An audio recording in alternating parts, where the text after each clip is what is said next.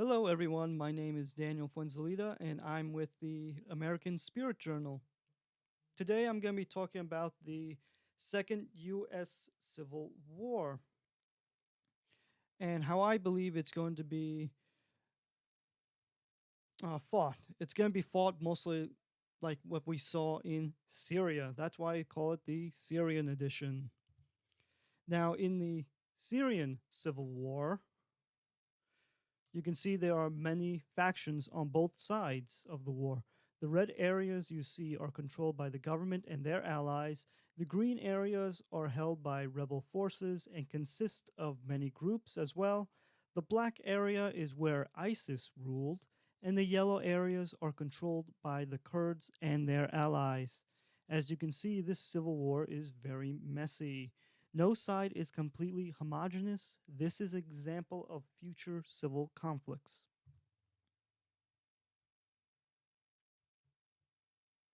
As you can see, this is the 2016 election map of the United States. This is the Second U.S. Civil War. There are no clear defining lines. It's mostly blue cities and red rural areas. This war will be very devastating to the cities and it will be devastating for the country as a whole. Now, this shows a clear separation of factions as well. The, as I've said, the red areas are Republicans and the urban blue areas are Democrats. But as we all know, this is the 2020 election, and we'll see how the sides are because what I'm seeing is that the Republicans, the right, are gaining many moderate Democrats who are fleeing the Democrat Party because the Democrat Party has gone too far left. And also seeing the Republican side being very united, very pro America. They love this country. They're very open arms, accepting anyone into their party because it's the party of Trump. The other side, the Democrats, they're very disunited. Their only uniting factor is for their hate for Trump, and their hate for this country. And you're going to see that that's not going to be really good for them. Now, the right versus left, are we going to see Republicans versus Democrats? Not so fast.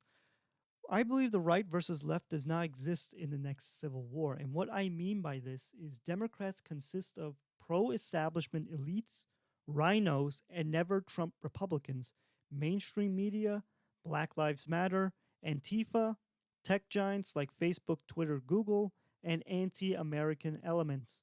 The right, the Republicans, have become the party of Trump, the party of pro America and America first. The people on this side love our country. So this civil war is not traditional in the sense that it's left versus right. It's going to be pro America versus anti America. And the next civil war will have anti American groups such as the Democrats, which are the progressive Democrats, not the moderate Democrats, the rhinos, which are Republican in name only, mainstream media, never Trump Republicans, tech giants, Google, Twitter, Facebook, etc. They have shown that they are very anti democratic. You'll also see anti American, anti police, and anti government groups such as Antifa, Black Lives Matter, and anarchist groups. Although the anarchist groups are a wild card and they really won't be aligned with the Democrats and well, the progressive Democrats, they're just there to wreak havoc. They're a wild card. And pro America forces will mainly consist of everyday Americans who love America and those who are loyal to the Constitution, such as Trump, Trump supporters, and everyone else who loves our country. And remember, this fight has been long in the making. But so far, this civil war that's being fought already on the streets, it's so far a cold culture war. There have been plenty of shots fired from both sides, but not enough to be a hot war. And when I mean by cold culture war, I mean we're fighting against a side that believes in critical race theory and woke culture. Well, it's not woke culture, it's more like a woke religion. And it's being taught in our education areas, such as elementary, middle school, high school, and colleges, in the workplace, and in government. And what is critical race theory? In a post written by Tommy Curry in Britannica, he explains what critical race theory is. It is the view that the law and legal institutions are inherently racist and that race itself, instead of being biologically grounded and natural, is a socially constructed concept that is used by white people to further their economic and political interests at the expense of people of color. According to critical race theory, racial inequality emerges from the social, economic, and legal differences that white people create between races to maintain elite white interests in labor markets and politics, giving rise to poverty and criminality in many minority communities. Now, this theory only exists to destroy Western civilization, and it's being taught to our children in public schools, it's being taught to employees in the workplace in the form of what is it, racial sensitivity issues, and it's being taught to government employees as racial sensitivity training and issues. But thankfully, Donald Trump forbid this theory from being taught to government employees when he signed an executive order banning this from being taught in government. Just wanted to add that there. Now, also remember that this is going to be the people versus the establishment. In 2016, the people of this country voted against the establishment when they elected Donald Trump to power. The establishment was not happy. There was no peaceful transition of power because we had the Russia hoax for 2 years. The Mueller investigation found Trump innocent of all accusations. But the Democrats still wanted to impeach Trump regardless. And they impeached Donald Trump because Donald Trump wanted to investigate Biden in Ukraine. He wanted to investigate the Burisma dealings. And Democrats couldn't have that. So Democrats impeached Trump and the Senate acquitted Trump. And remember, this is the first time in history that a president was impeached and acquitted by party lines. This is unprecedented. And this is a sign that, yeah, we are definitely going to see a civil war if this continues. And remember, this civil war, if we fight it, it's going to be very messy and it'll be paradigm shifting for the entire globe. Remember, the U.S. is the pinnacle and defender of freedom across the world. If we fall, Western democracy falls and freedom with it. Now, causes for the next civil war are varied, but the most likely outcome and cause for the civil war will be election credibility. Whether or not Biden or Trump wins, the election will be contested and it will go to the Supreme Court. I'm personally of the belief that Trump will win in a landslide and the Democrats will cry election mail in voter fraud and challenge the election results. That's just my opinion, though. The other causes are draconian authoritative governments, such as the Michigan Governor Whitmer and her was it her quest for absolute power in locking down her economy because of coronavirus, and the Supreme Court of Michigan struck down her laws, and she's trying to get around that. And there's escalation by anarchist groups, such as the plot to kidnap the Michigan governor. Now, anarchist groups are a wild card. Okay. And they can go either way.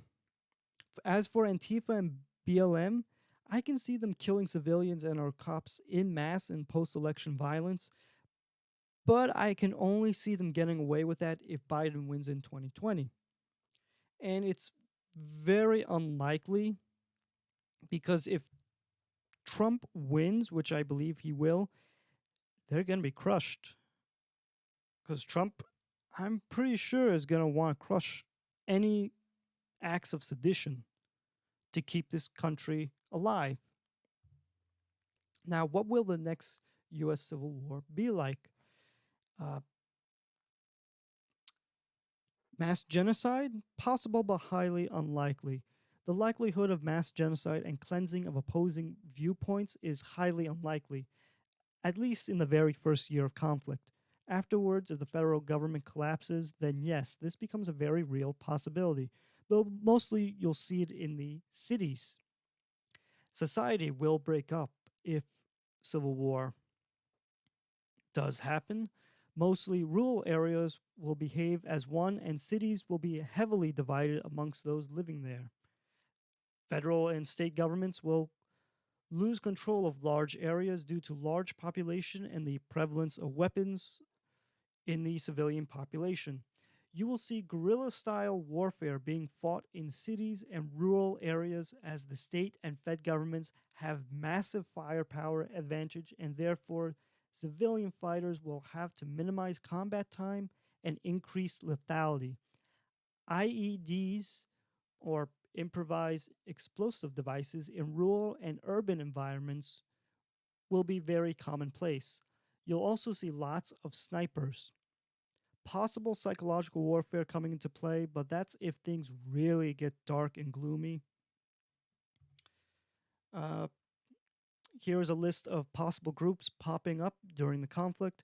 I imagine the pro American forces to be very united, as these will likely be Trump supporters and usually consist of religious people.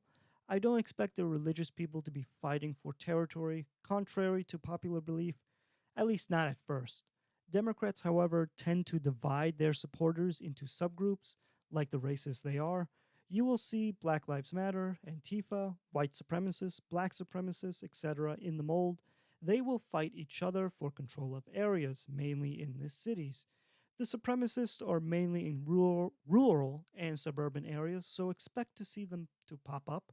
Cities with gang history will also see gang fights for power and territory within cities such as LA and Chicago as examples. Anarchists, again, are the wild card as they don't care about the government, no matter who is in charge. This is the group that will likely start a civil conflict before the left wing establishment does. An example is the plan to kidnap Governor Whitmer before the November 3rd election. Although I expect the so called resistant movement within the federal agencies, such as the FBI, to coerce anarchist groups into attacking government officials, this will create the perception that the establishment is protecting itself against bad actors rather than starting the civil conflict outright. Although, as we are seeing in the news, BLM and Antifa are not shy of burning down their cities. So I might be wrong about the anarchists. It might just be Black Lives Matter and Antifa just going out there and having their tantrums. Now, what we really need to be worried about is urban warfare, since most of the United States population lives in cities. You'll have violent non state actors, and they prefer to operate in large cities as they can hide and use the population as human shields. They will likely attempt to take control of parts of the city, well, any city, such as Seattle's Chaz Chop, as we saw. Although Chaz Chop was a joke, because they didn't have that many arms. In a real scenario, this would be very dangerous because you'll see Democrat mayors actually support this, like the Seattle mayors did. Large cities tend to be Democrat run and have severe gun control laws. Local population cannot defend themselves, making them easy prey. Again, if you live in cities, get out now. Well, Yeah, you still have a few days, just 2 days. Then you're screwed. Mainly attacks on police and businesses, as we've been seeing, will eventually attempt to go into suburban areas, but will be met with suburbanites with guns. If these violent non state actors go into suburban areas, they will be met with guns. But the problem with people defending themselves is this question: does the state back the violent non state actors or their own voter population? The example I give is the McCloskeys or McClowskis, however you say it. Please excuse me for that. The McClowskis lawfully defending their property and then wrongfully arrested. This is a very concerning to anyone who believes in the Constitution. And this is something to watch out for. And you also have to see, are police loyal to corrupt politicians or to their people?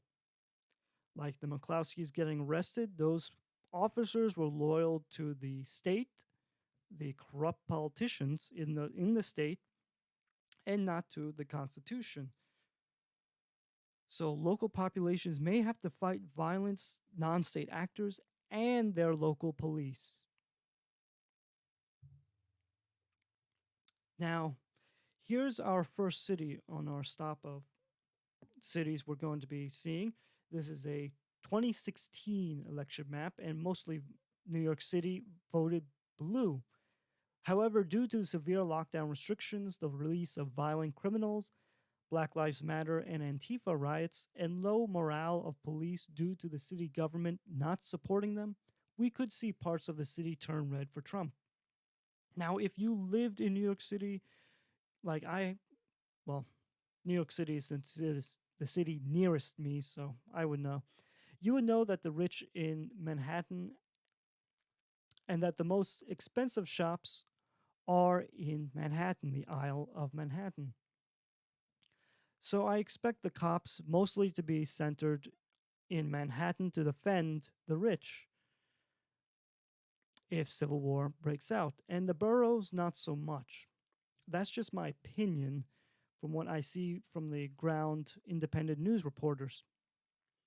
And God bless to those who are lawful gun owners in this city. You will need it. Columbus, Ohio. Looks like the city center voted mostly blue in 2016. I can imagine BLM supporters and Antifa supporters there must really love their community and want to get the blue vote out by not burning down their city.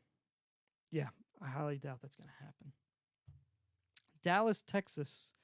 BLM, Antifa, and guns, lots of guns from the surrounding areas. Yeah, you're going to see a lot of fighting in these cities. Look how blue they are. There's going to be a lot of liberals having, well, you can't really call them liberals. Liberals, classical liberals, or with Trump, they're more progressives. The progressives, let's call them, are going to be having their temper tantrums and burning down their cities. Here's the Deep South. As expected, blue cities and red rural areas. The Deep South is not going to be one united area. It's going to be very messy. And in the red areas, it's also going to be very messy. The light red, the pinkish areas, and the light bluish areas, those are mixed areas. And what I mean by mixed, I mean mixed of Democrat and Republicans. These are going to be dangerous areas to live in, especially if around the city and the outskirts. Now, here's Oklahoma City. Mostly blue, I would presume, in the city center, but mostly red around it. Again, if you live in the city, you're going to be screwed. If you live in the outskirts, in the light pinkish and light bluish area, you're also going to be in danger of attacks. If you live out in these rural areas, I doubt you're going to be attacked. Baltimore, Maryland. Look at all that deep, deep blue. Yeah, this is not a good city to be in, if you want my opinion. But this is the 2016 election map. This is 2020, and as we know this year, anything can happen. Here's Detroit, Michigan. As you can see, deep blue. Do I think it's going to be deep blue in 2020? Well, let's see. Trump's done a lot for the auto industry, and hopefully it won't be so deep blue. Chicago, Illinois, deep blue. I really don't expect this changing much. At least in the city. In the outskirts, it'll probably be more red due to Mayor Lightfoot's handling of coronavirus and especially the rioters, the Black Lives Matter rioters and the Antifa rioters, trashing businesses and homes. Even Washington D.C., we are already seeing Black Lives Matter and Antifa riots in this city, but if a civil war breaks out, this city is going to be clamped down really quick unless the military gets split into factions. Then stuff gets real really quick. But I can't really see Trump losing DC militarily. I'm pretty sure it's going to vote blue again because this is the swamp. And if riots do again break out, Trump's going to squash it. Philadelphia, Pennsylvania. Look at all that deep dark blue. We're already seeing riots by BLM and Antifa, and anticipate if you live in Philadelphia to see this continue for the foreseeable future up until December, because I think the Democrats are going to cry foul in this election and bring it to the Supreme Court. This is the Bay Area, California. We have San Francisco to the left and Oakland, California to the right. I really don't see this going red. It's probably going to be deep blue. I'll be shocked, to be honest, if it goes red. I mean, this is 2020. Anything can happen, but I still highly doubt that's going to happen. Seeing how the cities are really full of shit. Let's be honest. And Minneapolis-St. Paul, look at that. The city center is dark blue, and the outskirts are blue, light blue and light pink. This is what mostly should worry people. Those who live deep in the city, you're screwed. Those who live in the outskirts will probably see some violence, and those who live all the way in the reddish areas outside the cities, you should be relatively safe. But to anyone living in the cities and the city limits, yeah, you're going to see a lot of violence. Now, will there be a U.S. America Civil War? This is my opinion, but depends. Biden administration will destroy America. This is my opinion. He will allow lawless riots and killings of Trump supporters in major U.S. cities, and at the very least, we will have a constitutional crisis.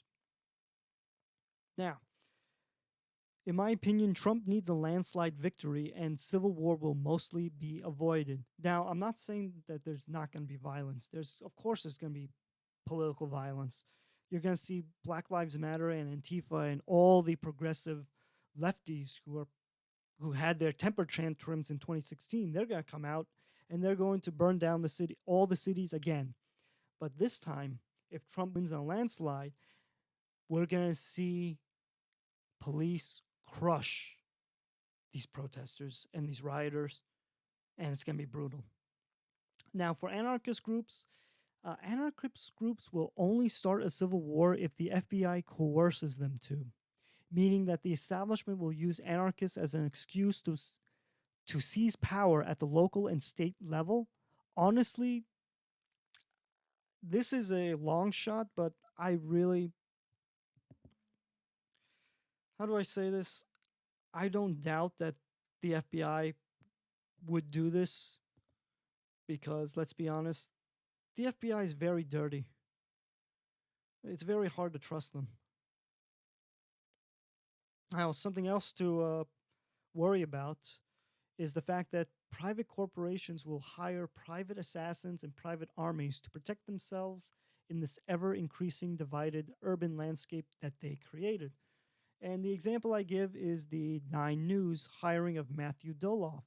For those who don't know, Nine News went to a Trump rally and they hired Matthew Doloff as security to protect them. And there was an altercation between Matthew Doloff and a Trump supporter that ended in the Trump supporter getting shot in the face. And Matthew Doloff was the instigator, it seems. So I don't know what to say about that. And, well, I do. It's been found that Matthew Doloff did not have authorization, legal authorization, a legal license to practice being a private contractor. And what I mean by private contractor, I mean a private security. He was not allowed to do that through the law, yet he did it anyways, and Nine News hired him anyways.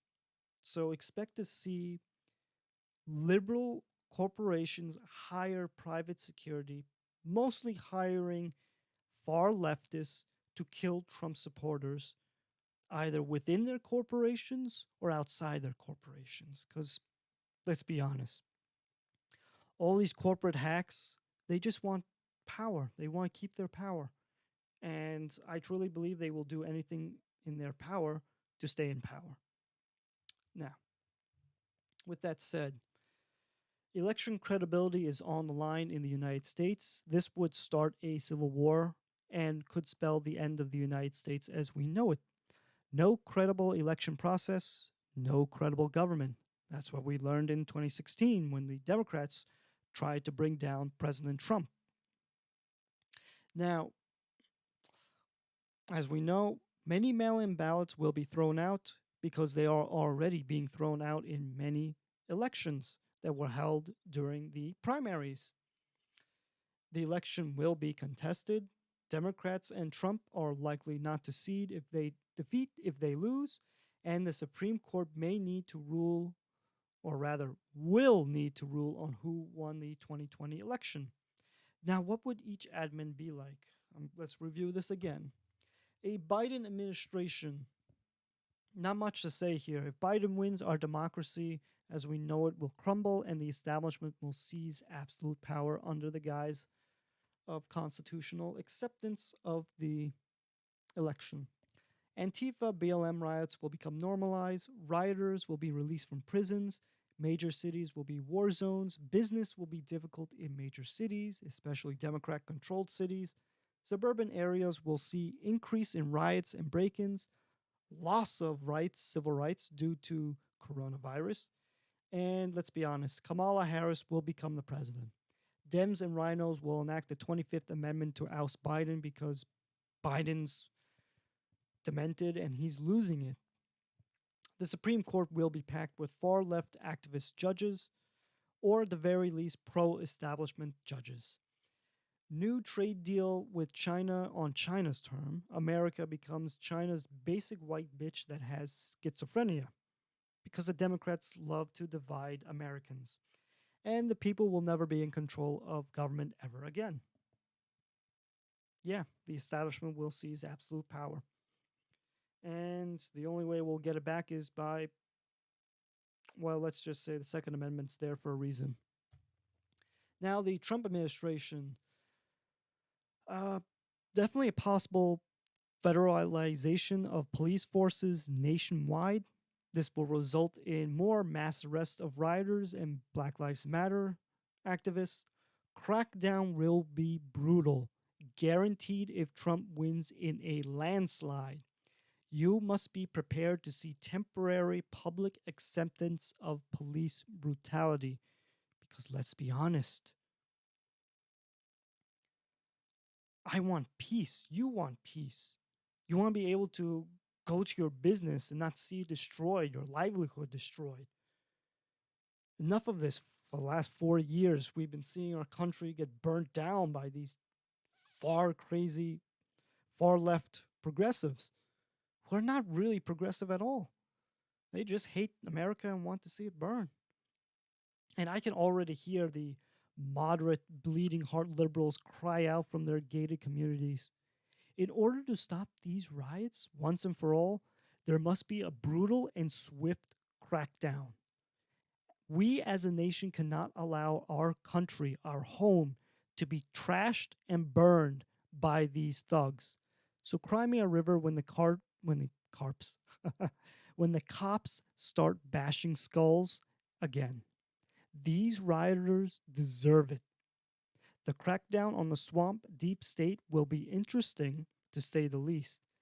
This would be a constitutional crisis like no other. I say lock them up, lock all of them up, but that's a dream. And one can dream, right? Now, do I believe there will be a second U.S. Civil War? This is my opinion, and I say no. And this is what I believe. And I know it's contrary to the main narrative that we will be at each other's throats, but I look at what the Dems and the establishment are doing. Well, the progressive Dems and the establishment. And I look at the people supporting their hatred. Then I look at Trump and his loving supporters who love this country with all their heart and soul. I cannot believe that the majority of the American people will succumb to voting Biden into office, knowing full well of his crimes and corruption, as well as the corruption of the establishment and the far left's hatred for America. Maybe I'm naive. Maybe I'm completely wrong and people just want to kill their neighbors. That's not what I believe. I still believe in America. I still believe in the American people. I still believe in the American spirit. Thank you all for staying 30 minutes hearing me rant about the Second American Civil War and what I believe might happen. If you like this video, please like and subscribe. Hit the notification bell to get updated on future videos and leave a comment. Tell me how I did, how I can improve, and what you would like to hear in the future. And without that out of the way, I'll see you soon.